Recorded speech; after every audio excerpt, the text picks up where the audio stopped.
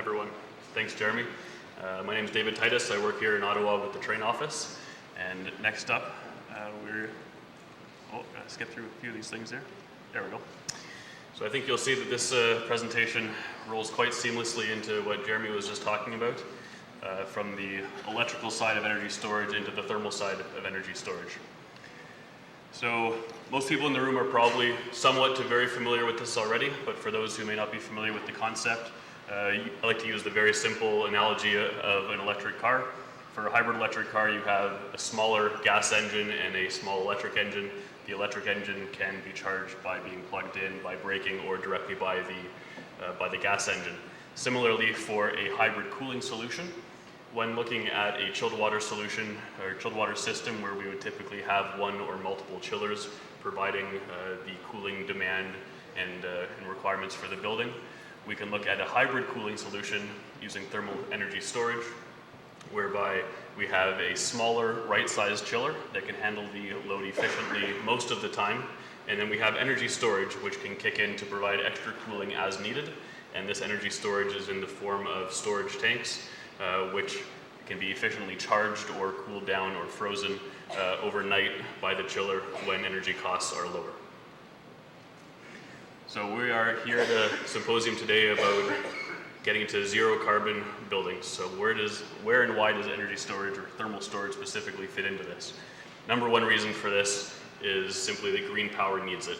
If we look at the future that we are all investing in today and hoping to move towards of replacing fossil fuels and the burning of those fossil fuels with clean renewable energy, the main ingredient that we're missing to make that happen is storage for dispatchability.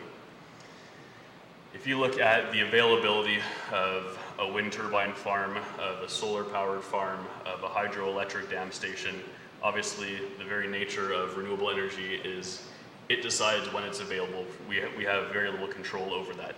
So in order to use that, we need flexible consumption. We need our buildings and our building systems that can use energy when it's available and store it when it's not. I can't speak about thermal storage without talking about load factor.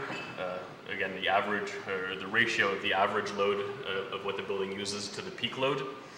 Air conditioning by very nature hurts the electric load factor of a building, or at least comfort air conditioning, as we need a lot of it on those hot peak days, and we set our peak based on those very few hours of the year.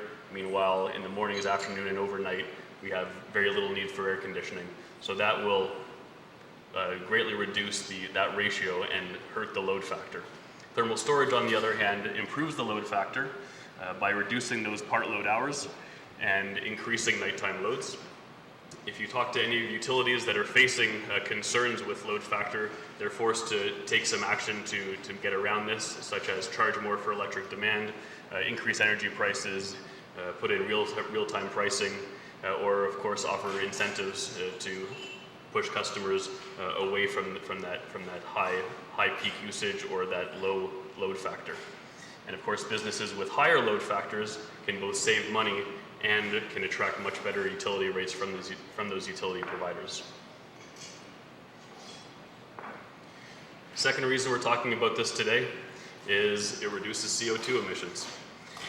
This could be a half-hour discussion right there, so I'll very simply just put up a quote that comes from a ASHRAE article, probably 10 or so more years ago, where they conclude that source energy reductions were generally on the order of 10%, and global warming or carbon impact reductions were also in the order of 10%.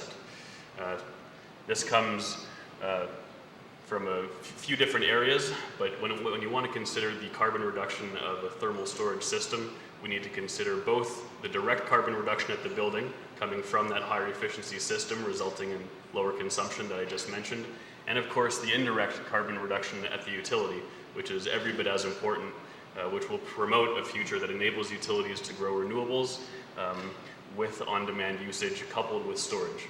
And again, you've heard this from Jeremy before, myself, and I think it's pretty self-explanatory how the two play hand in hand to offset the carbon reduction or to reduce carbon on both levels of the building. And of course, the million-dollar question is, what does it actually cost to implement thermal storage today, and how are we going to get the people in the room and the building owners and the people in industry who are making these decisions to start implementing some of these changes that can help make this shift. Which leads me to the next point, which is thermal storage actually saves money and can have a very attractive return on investment.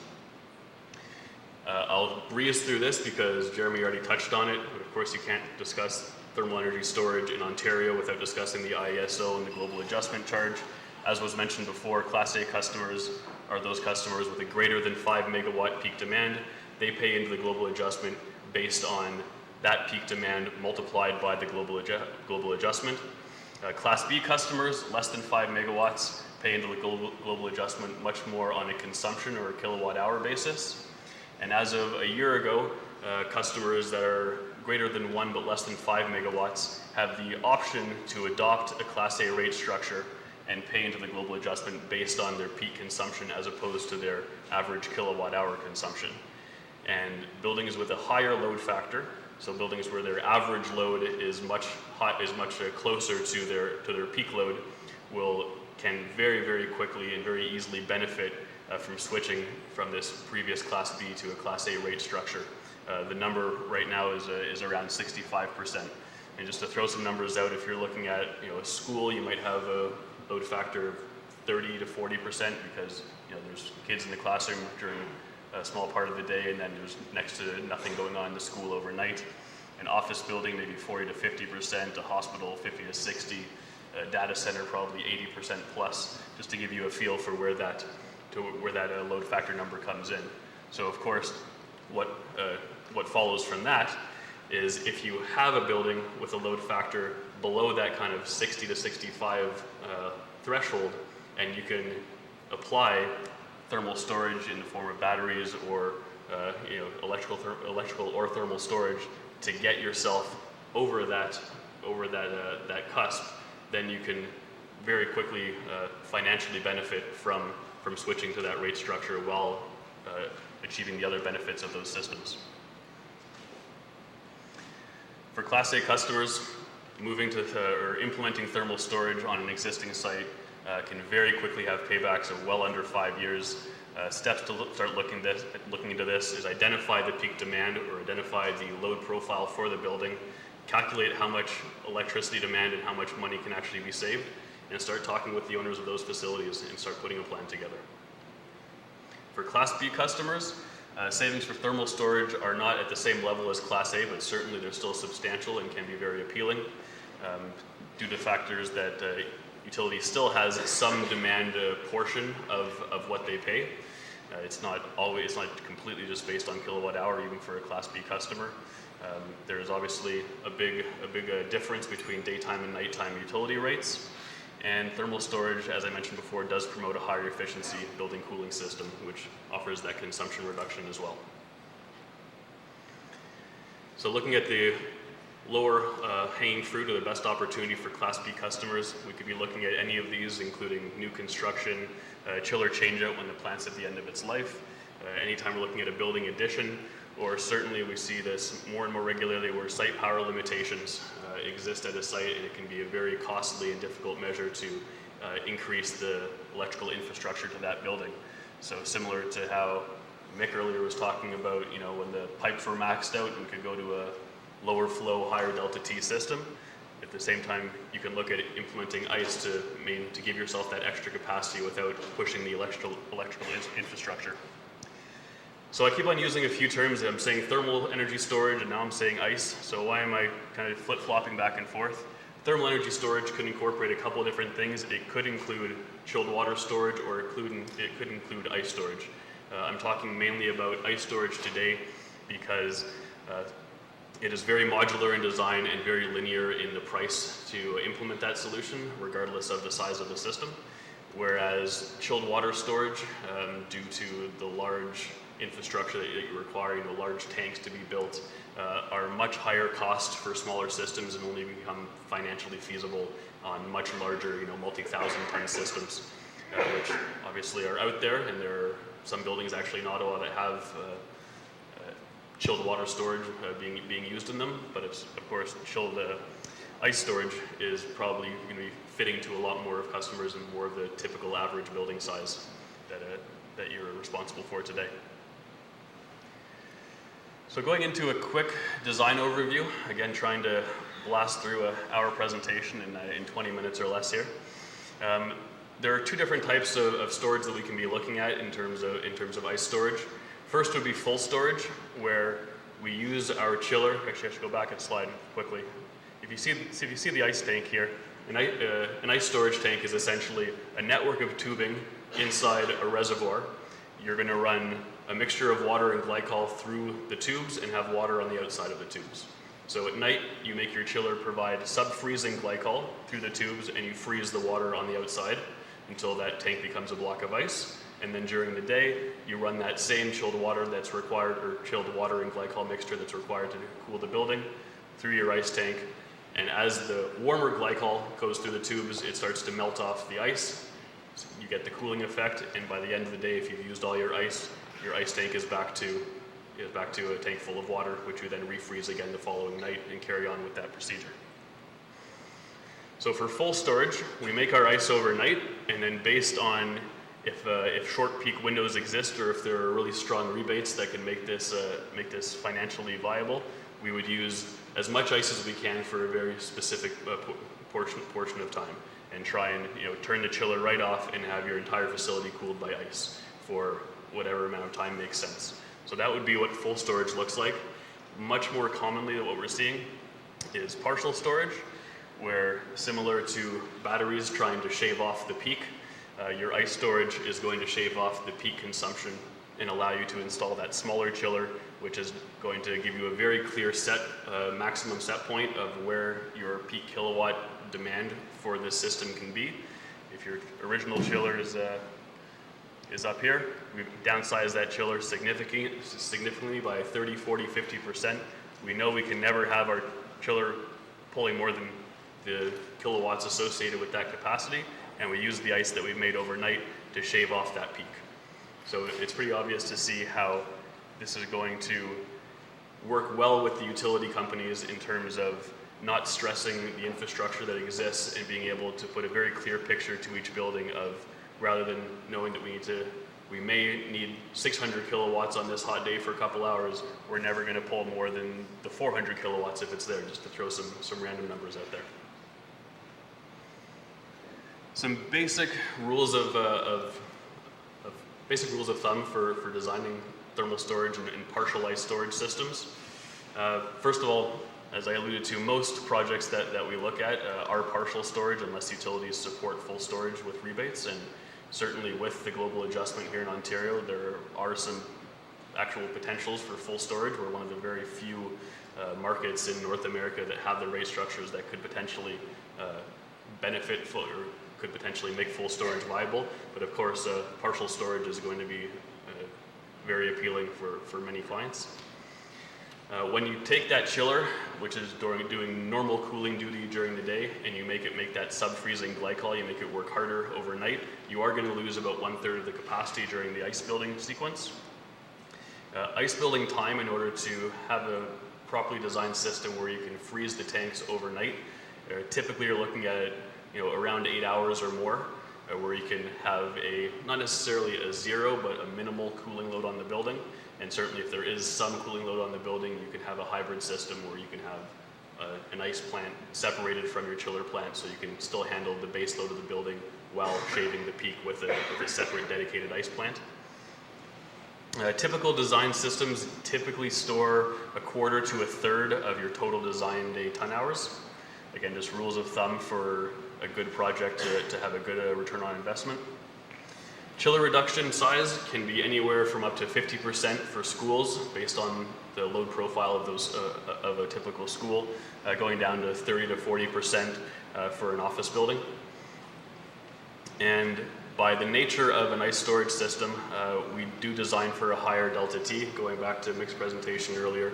So since, I'll go and get to this in a second, but since we do have a chiller in series with ice tanks, we do need to design for a higher delta T, giving us the lower flow rates, giving us the improved pumping horsepower, giving us the lower installed costs for smaller pipes, smaller pumps in that building. With an ice plant, you of course can be using any chiller you want. You can be using an air-cooled chiller, you can be using a water-cooled chiller, a mix of both. Just based on, again, a typical office building size or a typical school size that's going to be, in the couple 100-ton to a few 100-ton range, we would be looking more at a ice-enhanced air-cooled chiller plant. For simple reasons of it can be equal or lower first cost. It lowers the amount and cost of energy consumed. You will always see that kilowatt demand that I talked about earlier based on that diagram where you know the limit of that chiller. If you have a smaller chiller, it's only going to ever pull that limited amount compared to what a full-size chiller would have possibly required. This can be great for lead projects and lead points. It prepares you for current or future price volatility with electrical suppliers. It's perfect for demand response programs, and of course, as I mentioned earlier, it supports renewable energy. One of the reasons for the efficiency boost of these systems, people could rightly say that in order for that chiller to do regular duty during the day but make ice at night, to make sub-freezing glycol at night, that is going to hurt the efficiency of the chiller and you're going to be using more electricity to do so, which so far that statement is correct until you consider condenser relief. If you look at a water-cooled chiller, that chiller could become more efficient at night as the wet bulb temperature outside gets lower and therefore allows us to provide colder condenser water from the cooling tower. With an air-cooled chiller, that chiller will get more efficient at night in relationship to the relief that you get from the dry bulb. And as you can see from the difference here compared to here, you get a lot more dry bulb relief at night compared to wet bulb. So that just fits very nicely into smaller scalable ice storage systems working with air-cooled chillers to get that additional boost at night where you can make ice at night and the chiller is running at the same efficiency as when it runs during the day, thanks to that condenser relief. I've been mentioning glycol. Obviously, with any ice storage system, you need to have glycol because at some point you need to have a chiller producing sub-freezing glycol to freeze the water in that tank. So it is important for any designer to consider the proper use of glycol in the system. Do you want glycol through the whole building is the main question that comes up. For a smaller system, the answer may be yes. There are many small buildings out there, 100 tons, a couple 100 tons, where glycol does run through the whole building. It provides freeze protection to the coil. There's not a lot of glycol, not a lot of volume in a smaller system, so it may not be a concern, and you avoid the cost of a heat exchanger, which on a small system is going to be a larger percentage of that project cost.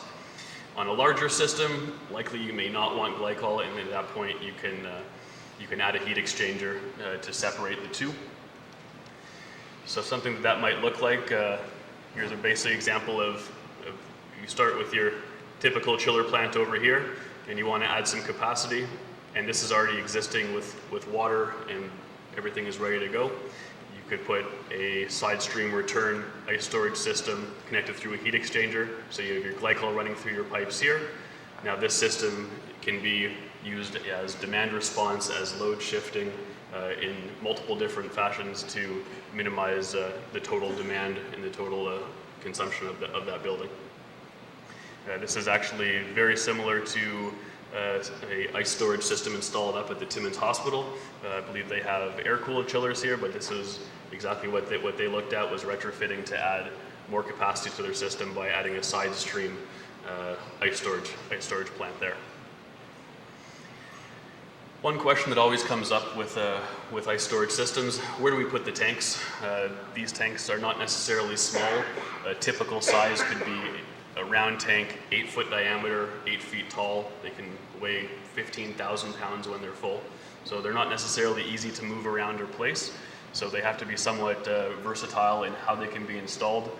Certainly well insulated. They'll lose less than 1% of the ice in them if they're sitting outside in a hot summer day in Ottawa. So outdoor installations is no problem. They can go inside. They can be fully or partially buried. You can build structural frames to stack them up on top of each other for larger systems to minimize floor space that's required. So a few different options that you're looking at there. Back to a basic system sketch of what this might look like. You'll see it's not much more complicated than a regular chilled water system. Typically you'd have one or multiple chillers up here. maybe multiple chillers in parallel, whereas a basic ice-enhanced air-cooled chiller plant like this will have your chiller upstream, followed by essentially a second chiller in series, and your second chiller is the ice tanks.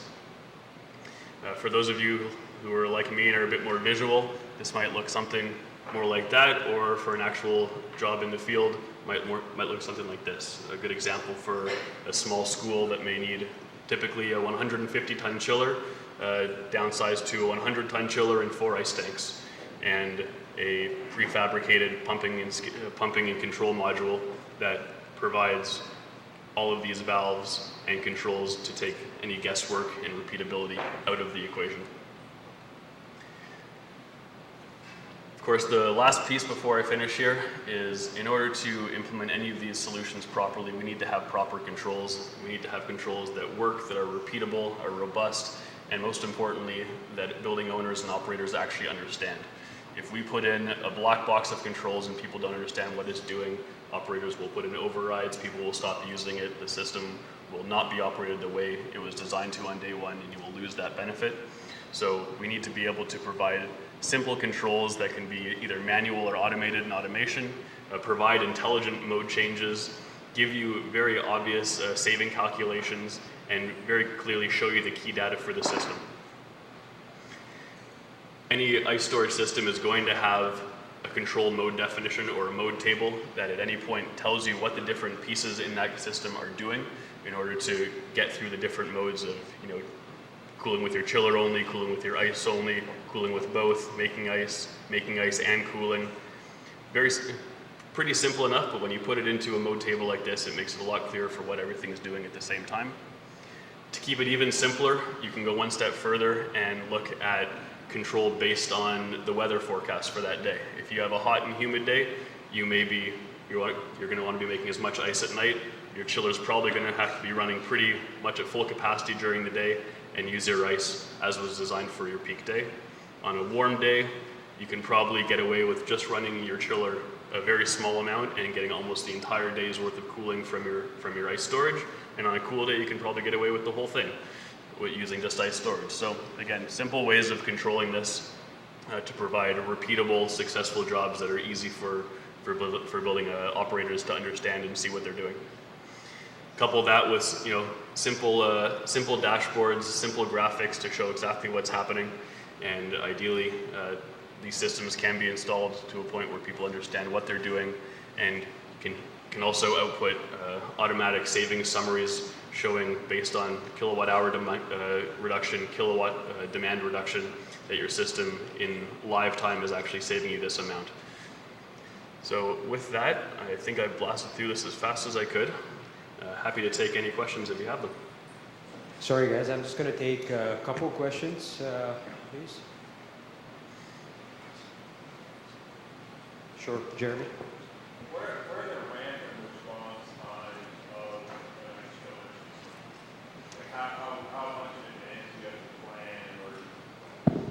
chiller? Like how much in advance do you have to plan, or how much in advance do you have to plan to make sure that you've created enough ice and make sure that you're projected out with respect to how much you're going to use, and then when you start using it, how is that matched against your sort of ramping profile? Right, okay, so an important thing is to obviously, before you start any ice storage project, is to have a good understanding of the building load profile. So we're sizing our reduced size chiller and the amount of ice tanks that we have to make sure that we are covered for the peak day. So that's your peak design day in the summer, we have enough.